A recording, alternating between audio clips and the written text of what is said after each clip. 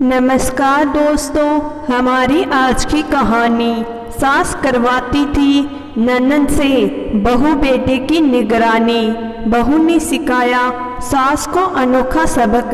सावित्री नाम की एक औरत थी। जब से ललिता बहू बनकर ससुराल आई थी, उसकी सास हर रोज उसे पराया ही मानती थी।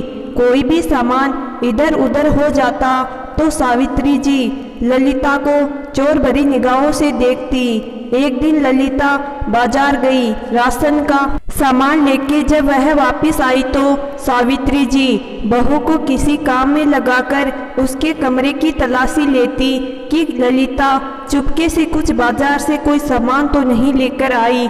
और तो और जब ललिता अपने मायके जाती तो सावित्री जी उसके बैग को खोलकर सारे बैग की तलाशी लेती कि कहीं ससुराल का सामान वो अपने मायके नहीं ले जाए। सुबह जल्दी ही ललिता के मायके से फोन आया।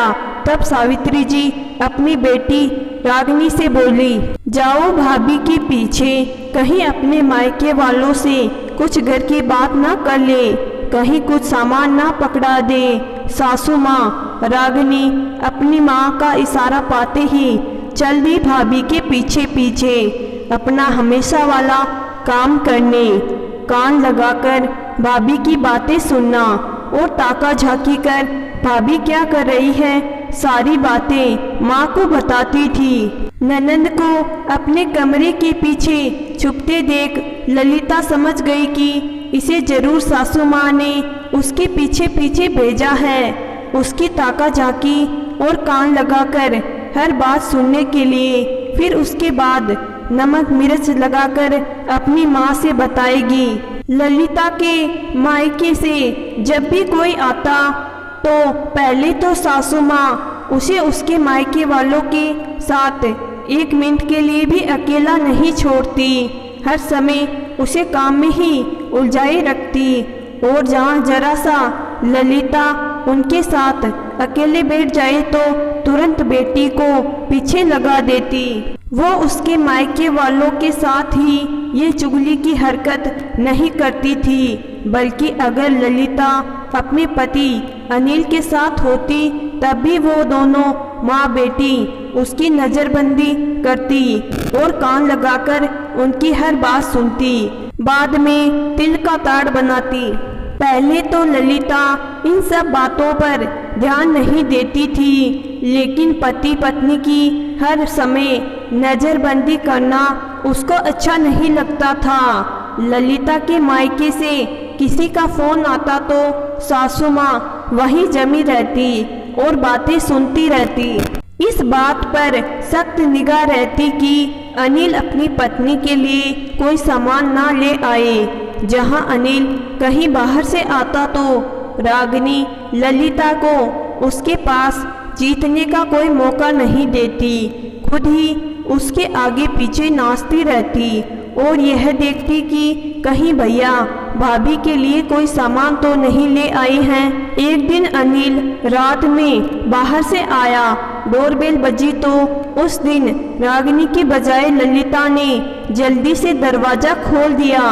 तब तक पीछे पीछे रागिनी भी लपकती हुई पहुंच गई। वहीं छुपकर देखने लगी तो देखा अनिल ने एक काली थैली ललिता को पकड़ाई और उसने जल्दी से अपने कमरे में रख दी। दूसरे दिन सुबह सावित्री देवी ने ललिता से पूछा, रात में अनिल तुम्हारे लिए काली थैली में क्या लेकर आया था? मैंने तुम्हें पहले ही समझाया था कि अनिल कोई भी सामान लाए तो मना कर दिया करो या फिर उसे कहा करो पहले मम्मी जी और दीदी के लिए भी लेकर आया करो, वरना नहीं। लेकिन तुम्हें तो सिर्फ अपनी पड़ी रहती है। हम भी तो देखें क्या क्या मंगवाती हो हमसे छुपाकर। ललिता समझ गई रागिनी ने उसे देख लिया है और अपनी माँ से लगा बुझाई कर दी है। आज उसने भी सोच लिया था कि दोनों माँ बेटी को सबक सिखाकर रहेगी। वो मुस्कुराते हुए कमरे में गई और एक बड़ी सी काली थैली लाकर अपनी सासू माँ को पकड़ा दी और वहीं खड़ी हो गई। तब तक वहाँ रागिनी और अनिल भी आ गए। अनिल ने ललिता को आंखें दिखाई और आंखों ही आंखों में पूछा, ये तुम यहाँ क्यों ले आई? ललिता ने उसे चुप रहने का इशारा किया तो वो भी चुपचाप सोफे पर बैठकर देखने लगा। सासू माँ ने काली थैली खोली तो उसमें मृदुला के लिए अंडरगारमेंट, सैनिटरी पैड और एक और छोटा सा पैकेट था। सामान देखते ही उन्होंने जल्दी से बंद करके रख दिया। रागिनी ने जैसे ही सामान देखा और वहां से 9-11 हो गई। सावित्री देवी से ना कुछ पूछते बन रहा था ना कहते बन रहा था, क्योंकि बेटा अनिल भी सामने ही बैठा था। ललिता बोली, माँ जी बताइएगा तो ये सब आपके और दीदी के लिए भी मंगवा दूँ आपके बेटे से? आखिरी शब्द पर उसने जोर देकर बोला, जिसे सुनकर वो पानी पानी हो गई और कुछ बोलते नहीं बना। ललिता ने कहा, माँ जी एक तो मैं अनिल से कुछ लाने को कहती नहीं हूँ, अगर वो लाते हैं तो मैं छुपाती नहीं हूँ। सबसे पहले आपको और रागिनी को दिखाती हूँ, लेकिन कुछ चीज़ें ऐसी होती हैं जिन्हें हम सिर्फ पति से ही मंगवा सकते हैं और सबके सामने उसका ढिंढोरा भी नहीं पीट सकते। इसलिए कल जैसे ही इन्होंने मुझे पैकेट पकड़ाया मैंने तुरंत कमरे में रख दिया, क्योंकि उसमें कुछ ऐसा भी था जो मैं आपके सामने नहीं ला सकती थी, लेकिन फिर भी आपके और रागिनी के सामने लाना जरूरी था, क्योंकि आप लोग समझती नहीं और हर बात पर मेरी निगरानी करती, जो कि गलत है। आप रागिनी से मेरी हर बात पर नज़र रखने को, मेरी और अनिल की बातें कान लगाकर सुनने को कहती हैं। ये क्या अच्छी बात है? कल को उसे भी ससुराल जाना है।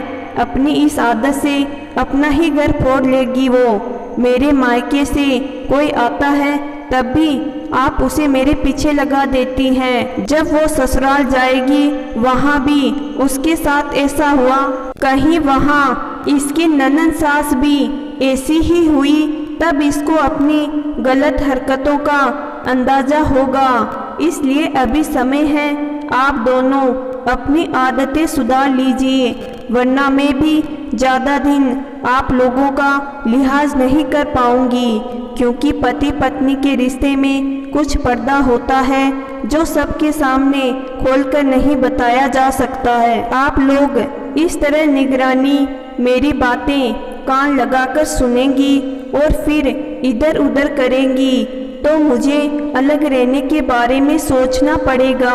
सावित्री देवी अपनी बहू ललिता की बात सुनकर बहुत शर्मिंदा हो गई और बोली, ये सब मेरा ही किया धरा है, मैं ही रागिनी को ये सब करने को कहती रहती थी। पहले अपनी दादी, चाची, ताई, बुआ सबकी चुगलखोरी करने को कहती, अब अपनी ही बहू बेटे की निगरानी करवाती हूँ, जो कि बहुत गलत बात है। मैं समझ गई हूँ कल को उसके ससुराल में इन सब बातों का कितना गलत असर पड़ेगा। अब आगे से ऐसा नहीं होगा। ललिता ने राहत की सांस ली। उसका घर से अलग होने का कोई इरादा नहीं था। उसका मकसद तो माँ बेटी दोनों को सही रास्ते पर लाना था। मैं आशा करती हूँ कि आज की कहानी आपको ज़रूर पसंद आई होगी। धन्यवाद।